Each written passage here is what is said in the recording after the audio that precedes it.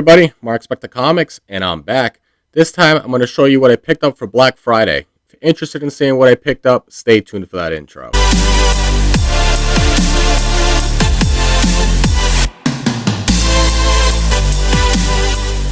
Welcome back. If you haven't already, please don't forget to like, share, and subscribe. Hit that bell notification so when I do put out some content, you get it in a timely fashion. So I was on Facebook, ended up seeing an ad for J&S Collectibles. They have a little shop in Putnam, Connecticut at the antique shop at Jeremiah's. They were doing up to 50% for certain purchases. And so I decided I had the day off. I was going to go down there, take my son. Maybe I could find him some Pokemon cards too while we're there. And maybe I can find a book or two. Hey everybody, Mark Spector Comics, and today I'm venturing out on Black Friday. We're going to do some antique shop hunting in Putnam, Connecticut. Let's go check it out. They got some great sales and see what we can find. They were the same price back then. How old was I? Probably three-ish. But 3 was when we were in Denver. Well, we didn't go to Denver until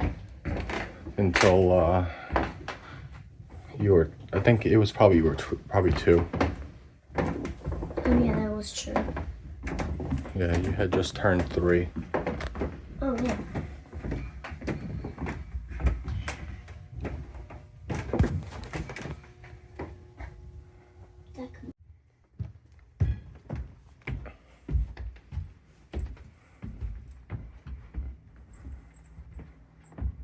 Oh my gosh, this is really small.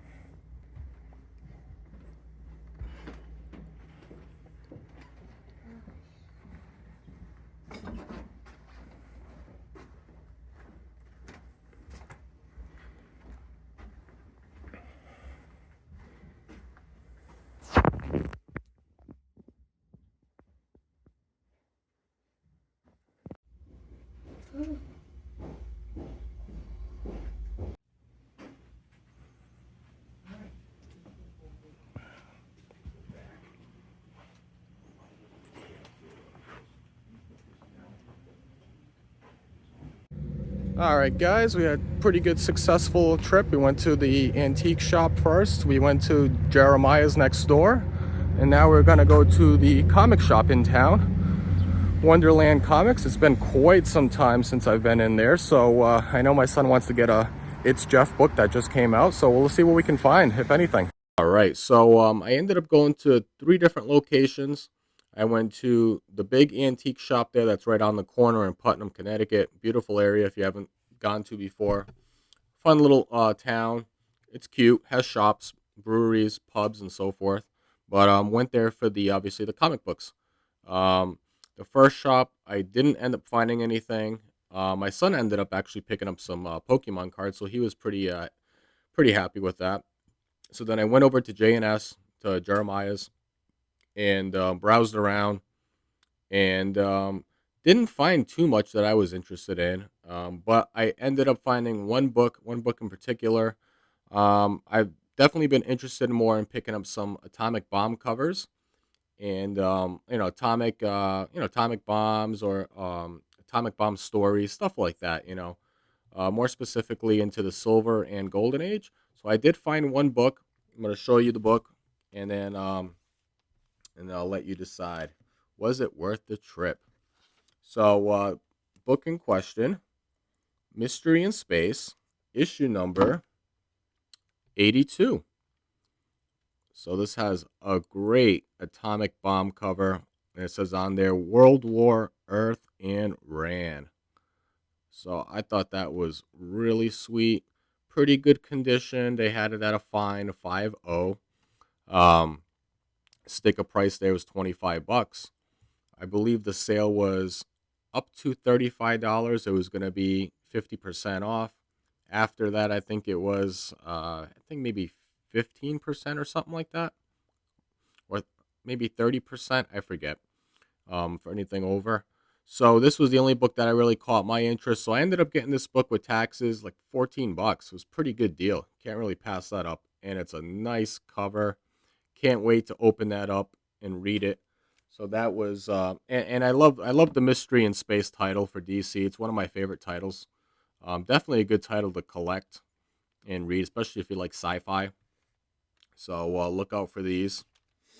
Um, I figured, since that was the only book I ended up getting at the three locations, I also went to Wonderland Comics. I've had stories about that on previous videos about that comic shop. How the one of the owners is not one of the more friendly towards me in the past, but but I went in there just looking to see what they had, if they had any Black Friday sales, and of course, they didn't really have anything big for Black Friday, which I was kind of surprised. It's a big comic book shop. Um, if you're in the area, you'll know, that how big that comic shop is, and they have probably, I don't know, thousands of back issues there. But yeah, not really good prices. There were a couple of, I wanted to pick up some Christmas books. They had some cool Christmas books there from the Silver Age, and I think a couple from the Golden Age, but they weren't really budging on price. So that's not for me. So I ended up passing. So that's the the story about the comic book shop. So only ended up picking up one book on the trip. So I figured I'd show some Christmas books.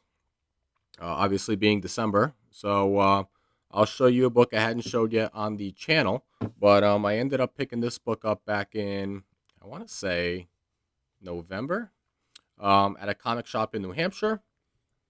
Definitely fits the Christmas theme. This is actually a magazine, and this is G Fan Quarterly, issue number 42, and this is still an ongoing series.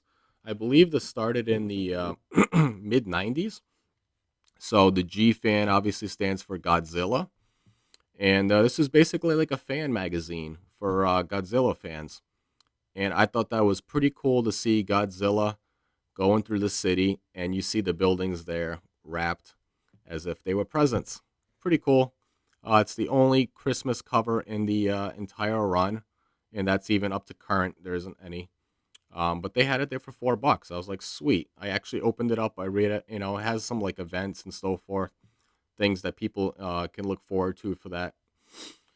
Like with current events for Godzilla and cultural events and stuff like that. Because they actually do have a Godzilla, I guess, con or show or event like in Tokyo, which is pretty cool.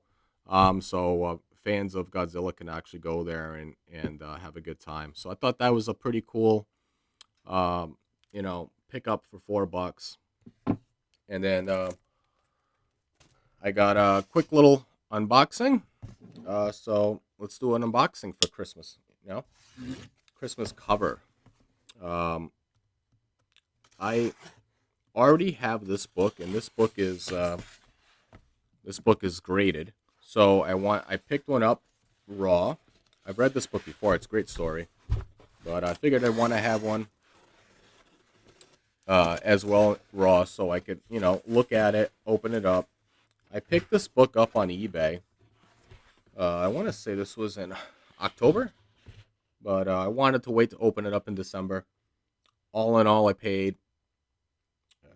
What was it? Book was $10.50. Ended up paying $18 shipped. So pretty sweet for a book from the 1950s Christmas theme.